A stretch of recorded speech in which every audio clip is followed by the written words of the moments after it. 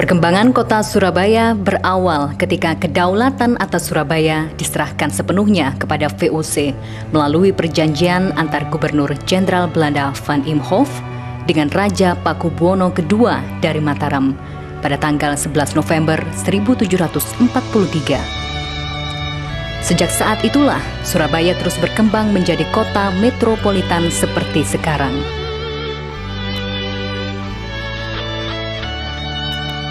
Hal ini tampak dari banyaknya bangunan megah yang berdiri di kota Surabaya.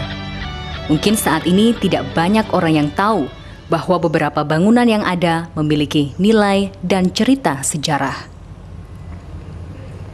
Sebut saja Gedung Balai Pemuda. Gedung yang terletak di Jalan Pemuda ini berarsitekturkan gaya Eropa dan dibangun oleh Witmas pada tahun 1905-1907. Gedung Balai Pemuda memiliki kubah yang bergaya gotik dan gavel kecil dengan sepasang jendela lengkung yang merupakan ciri bangunan Belanda. Sebelumnya Balai Pemuda bernama Gedung Simpang Club yang merupakan tempat perkumpulan dan pusat hiburan khusus orang-orang kulit putih, di mana orang-orang pribumi yang memiliki kulit berwarna dilarang masuk, karena pada saat itu masih ada perbedaan warna kulit. Hal tersebut terbukti dari prasasti yang sampai sekarang ada di halaman Balai Pemuda.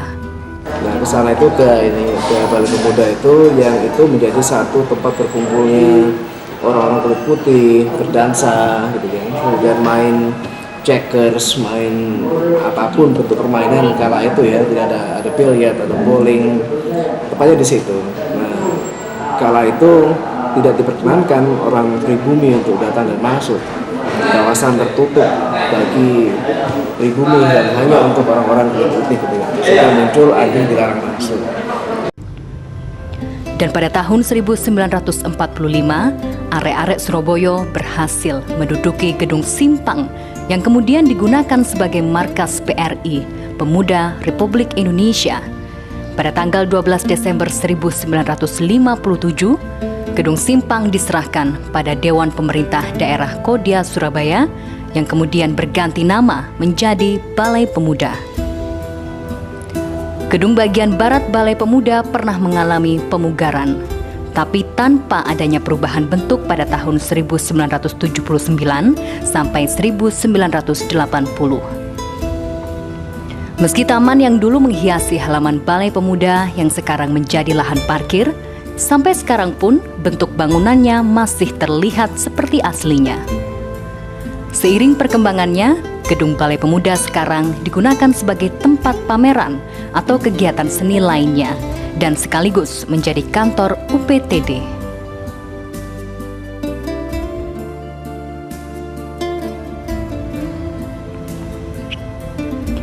Bangunan bersejarah lain yang sampai sekarang masih berdiri kokoh yaitu Gedung Panti Asuhan Don Bosco.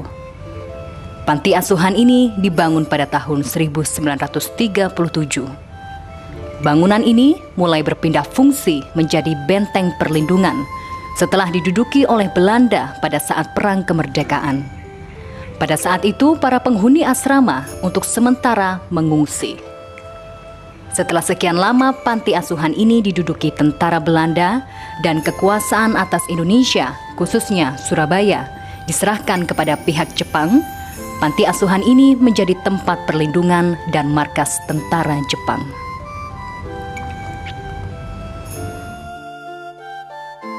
Pada saat diduduki oleh pihak Jepang, salah satu tangga pada jalan di panti asuhan ini pernah dibuat jalan menurun yang digunakan sebagai akses jalan kendaraan mereka. Gedung ini menjadi gudang senjata terbesar di Surabaya. Ada suplai gede-gede. Suplai tahu? Ada kapal terbang malam itu. Sorak. Di situ gedung Don Bosco itu dulu adalah gudang senjata milik Jepang. Anak-anak muda cuma menyerbu dan bisa merampas itu yang bisa kuasai. Setelah diserbu dan direbut pada tanggal 1 Oktober 1945 oleh pejuang Indonesia, markas ini dijadikan geni pelajar di bawah pimpinan Hasanuddin Pasopati. Setelah Indonesia merdeka, gedung Don Bosco sempat ditinggali oleh masyarakat setempat. Dan baru mulai tahun 1946, gedung Don Bosco diserahkan kembali kepada pihak Yayasan Don Bosco untuk dikelola menjadi panti asuhan yang menampung anak-anak. Baik anak-anak Belanda yang terpisah dengan orang tuanya yang telah kembali ke negara asal maupun anak-anak pribumi. Tangga yang pernah ditutup oleh Jepang dengan plester dibongkar menjadi seperti asalnya kembali. Hingga saat ini masih dapat dilihat bekas plester yang dibongkar berupa garis. Di bagian dalam gedung panti asuhan terdapat bangunan baru yang disesuaikan dengan keperluan pengembangan panti asuhan. Tetapi keaslian gedung panti asuhan Don Bosco masih terjaga sampai sekarang.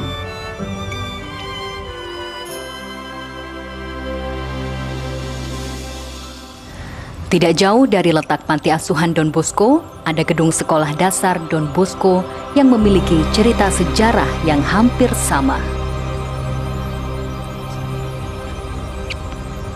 Gedung sekolah ini pernah menjadi markas dan tempat penyimpanan senjata milik tentara Jepang.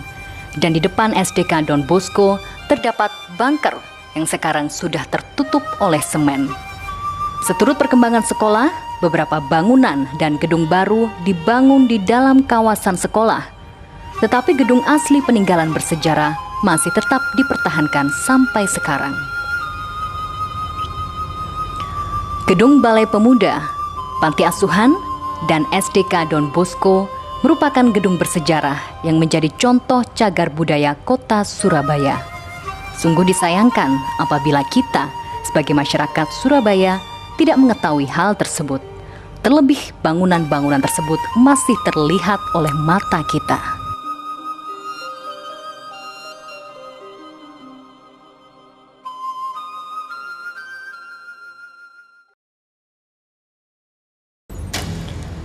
Meski masih ada bangunan bersejarah yang terlihat oleh mata dan berdiri kokoh, masih banyak pula bangunan bersejarah lainnya yang kurang mendapat perhatian, bahkan tak lagi ada. Bangunan-bangunan kota yang sebenarnya memiliki nilai sejarah justru tersingkir oleh gemerlapnya pertokoan dan perkantoran di sepanjang jalan kota Surabaya. Satu persatu, bangunan-bangunan itu secara perlahan hancur. Rumah Sakit Mardi Santoso. Rumah sakit ini dibangun pada tahun 1912 oleh arsitek W. David. Arsitektur bangunan ini mempunyai ciri pada kubah bagian depan dan jendela-jendela pada atap gedung. Bangunan ini dulu merupakan panti asuhan khusus untuk anak putri. Gedung Mardi Santoso di sini sangat terkenal karena apa? Karena ini ada rumah sakit murah meriah. Mana orang melahirkan tidak usah ada ongkos. Sampai lahir bulan-bulan anaknya itu tetap bisa dibiayai oleh yayasan. Rumah Sakit Mardi Santoso menjadi saksi bisu sejarah saat terjadi perang kemerdekaan di kota Surabaya. Pada saat itulah rumah sakit ini menjadi tempat untuk para korban perang. Sekarang, bangunan ini menjadi sebuah bangunan yang seakan tersingkir dan tersembunyi di balik perkembangan kota. Sekitar tahun 2000, beberapa bagian rumah sakit Mardi Santoso dirobohkan. Hingga saat ini, belum pasti mengapa dan apa tujuan rumah sakit Mardi Santoso dirobohkan. Sekarang hanya terlihat bentuk gedung bagian depan yang masih berdiri, menunggu keputusan dan kelanjutan nasibnya. Bangunan yang memiliki nasib hampir sama dengan rumah sakit Mardi Santoso adalah penjara Kalisosok. Gagasan pembangunan penjara ini berasal dari Gubernur Jenderal Herman Willem Daendels. Pembangunan penjara ini dibangun tanggal 1 September 1808. Namanya berasal dari nama jalan, yaitu Kalisosok atau Ware Street. Orang Belanda menyebut penjara Kalisosok dengan sebutan Werf Street, Gevangenis, atau penjara Jalan Werf. Pada permulaan berdirinya penjara ini, calon napi digiring ke kamar stempel yang dekat istal kuda, di mana tangan para calon napi akan distempel dengan besi panas. Batang besi panas yang ujungnya berbentuk bulat pipih bertulis huruf G, singkatan dari Gefangene, yang artinya napi. Dulunya di dalam bangunan ini terdapat kamar duka yang digunakan sebagai tempat perenungan bagi napi yang akan dihukum gantung keesokan harinya. Penjara Kalisosok seolah kehilangan sebutannya sebagai penjara paling menakutkan dan paling kejam. Pintu gerbang yang dibuat sangat kekar dari kayu jati pilihan sekarang tinggal puing-puing. Dan di dalamnya ditumbuhi tanaman liar tak terawat. Hanya menara pengawas dan beberapa dinding yang masih berdiri meski sudah berjamur.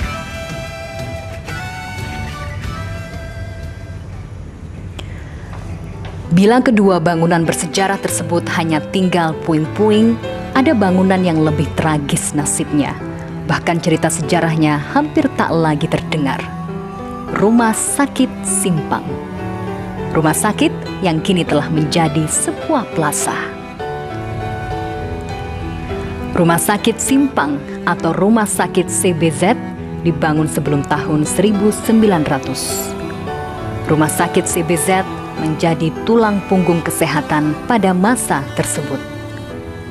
Dan banyak petugas, baik para dokter maupun perawat yang tinggal di kompleks rumah sakit.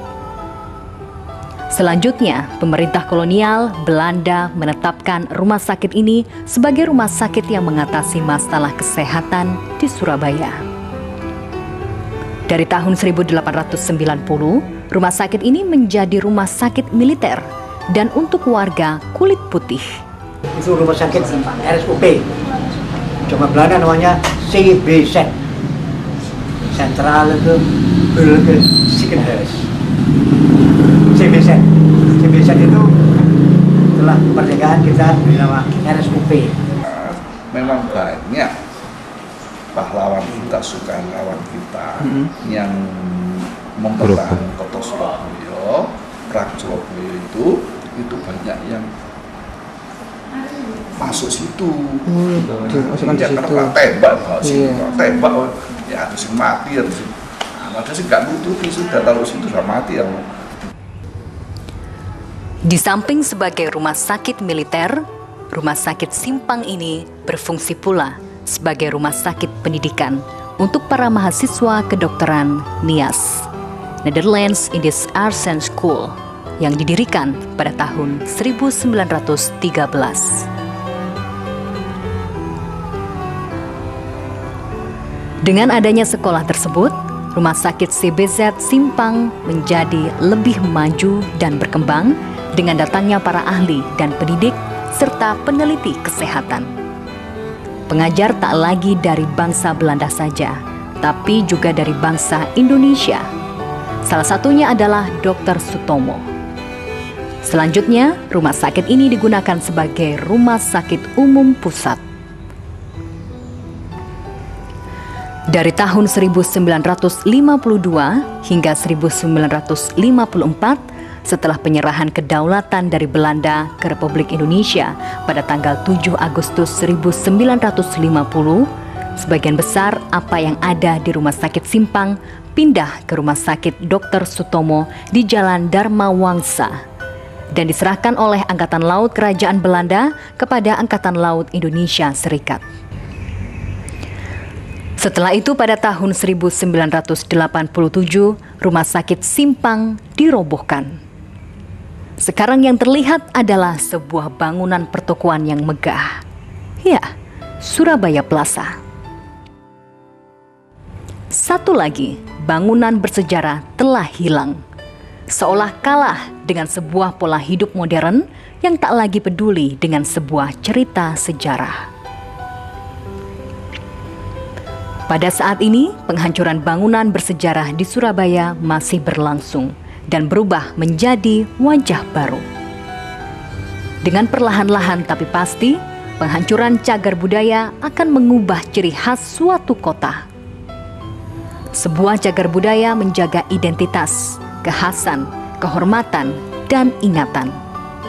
Untuk menyelamatkan warisan budaya ini, tahun 1992, pemerintah mengeluarkan Undang-Undang Cagar Budaya Nomor 5 tahun 1992. Kemudian pada tahun 1996 dan tahun 1998, pemerintah Surabaya memberikan tanggapan dengan menerbitkan surat keputusan wali kota yang membuat daftar 164 bangunan dan situs untuk dikonservasi.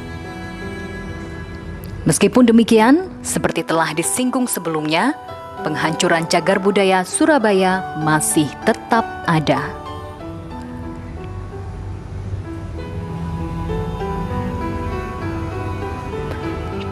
Dari banyaknya bangunan bersejarah yang menjadi cagar budaya, saat ini hanya sebagian yang masih ada. Itu pun masih banyak yang tidak terawat. Ya, itulah hitam dan putih Surabaya. Bila dilihat dari apakah masih ada atau tidaknya bangunan yang mempunyai nilai sejarah. Tentunya kita berharap bangunan bersejarah yang masih ada hendaknya dilestarikan. Karena itu merupakan salah satu identitas Surabaya sebagai kota pahlawan. Oh, nasibmu bangunanku.